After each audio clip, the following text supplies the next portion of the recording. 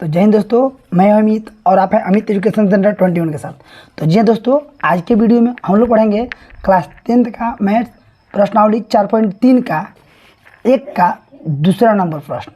सबसे पहले क्वेश्चन पढ़ते हैं, क्या कह रहा है दोस्तों, यदि निम्नलिखित द्विघात समीकरणों के मूलों का अस्तित्व हो तो इन्हें पूर्ण वर्ग विधि द्वारा हल करें। यानी इस 4.3 का प्रश्न संख्या 1 का 1 हम बना दिए हैं।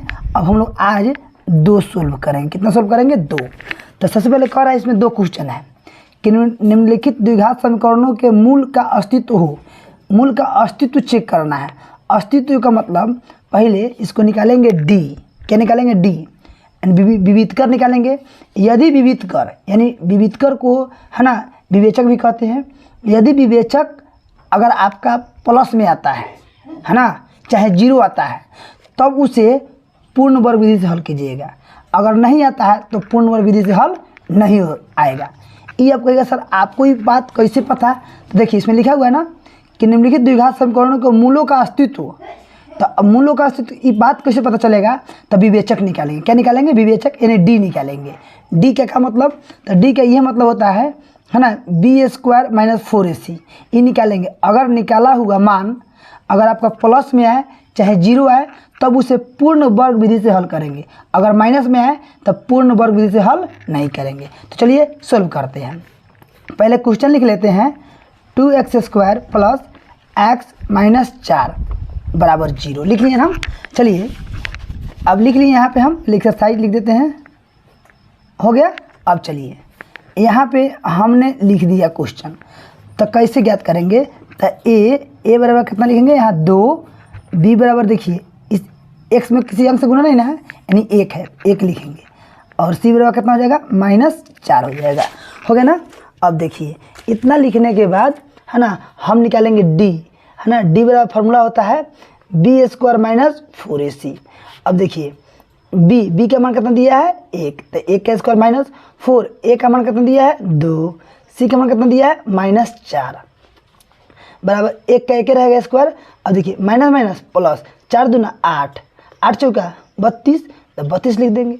अब 32 में 1 जोड़ेंगे तो कितना होगा? 33। अब बोलिए यहाँ पे डी, बोलिए प्लस में आया कि माइनस में आया? बोलिए। तब कहेंगे सर प्लस में आया। प्लस में है ना, तो इसका हल आगे होगा, यानी मूल का अस्तित्व है।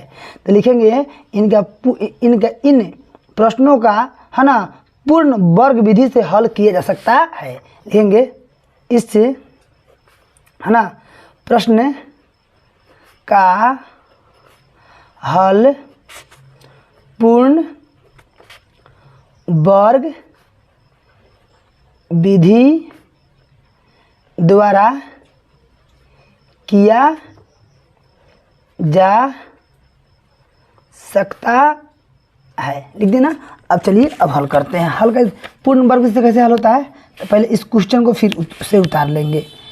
2x² + x - 4 बराबर 0। यानी इसी क्वेश्चन को यहाँ पे जो क्वेश्चन लिखा हुआ है ना, देख रहे हैं क्वेश्चन लिखा हुआ है, इस क्वेश्चन को हम यहाँ पे फिर से उतार लिए हैं, है ना। अब पूर्ण वर्ग से कैसे हल करते हैं? यहाँ 2 है ना, तो x² गुणांक से सब में भाग करेंगे। सब में भाग करेंगे तो इसमें भी 2 से भाग करेंगे, इसमें भी 2 से भाग, इसमें भी 2 से भाग, इसमें भी 2 से।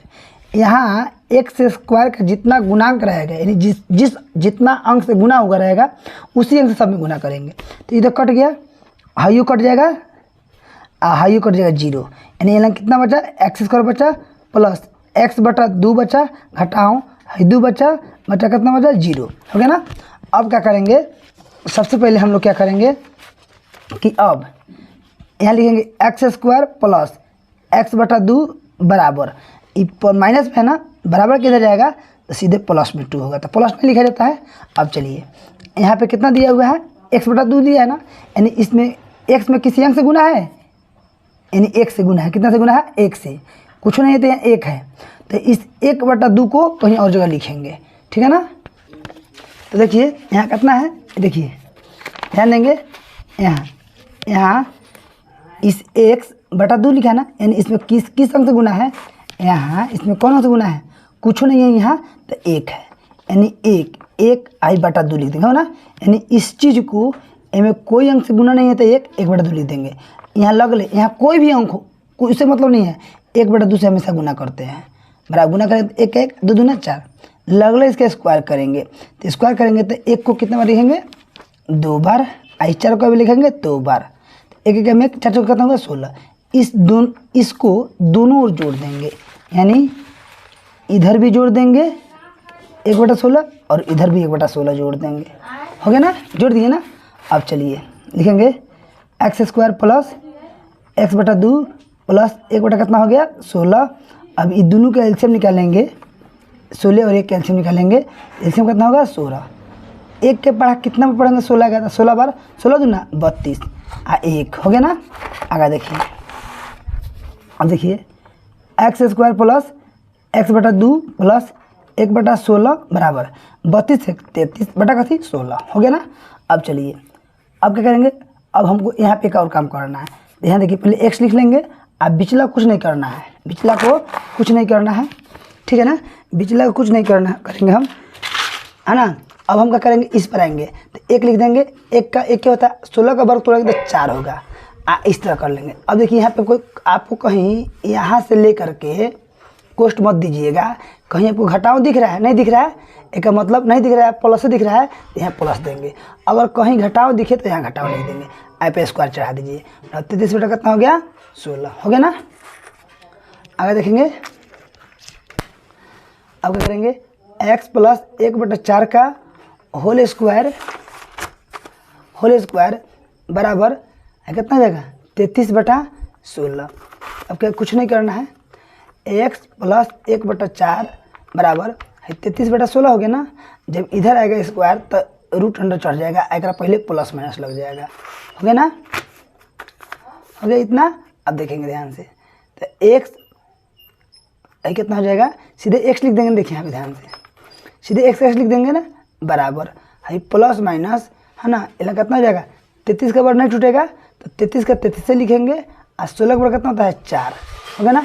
इधर प्लस में तो कितना मिल जाएगा माइनस में 4 होगा ना। अब चलिए देखेंगे अल्फा, यहाँ जगह इधर बना देते हैं। अब देखिए यहाँ लिखेंगे, और हम क्या लिखेंगे अल्फा, लिखेंगे अल्फा। अब अल्फा मतलब प्लस वाला मान, कौन लिखेंगे प्लस वाला मान, तो लिखेंगे प्लस, है ना, √33/4 हो गया ना। अच्छा है कौन चीज़ है घटाव है ना, तो घटाव लिखेंगे 1 कितना हो गया 4। अभी दोनों का बटा घटाव करेंगे तो 4 एलसीएम हो गया, तो रूट कितना हो जाएगा यहाँ पे 33/1, ये अल्फा का मान हो गया ना।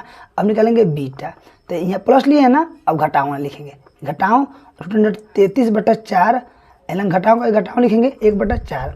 अब इसका बटा का जोड़ करेंगे, है ना, घटाव करेंगे यहाँ पे, तो 4 का एलसीएम 4, घटाव 33 हो जाएगा, घटाव 1 हो जाएगा, है ना, ये टूटने वाला नहीं है, इसीलिए आपका कौन कौन आंसर हो गया यहाँ पे लिख देंगे।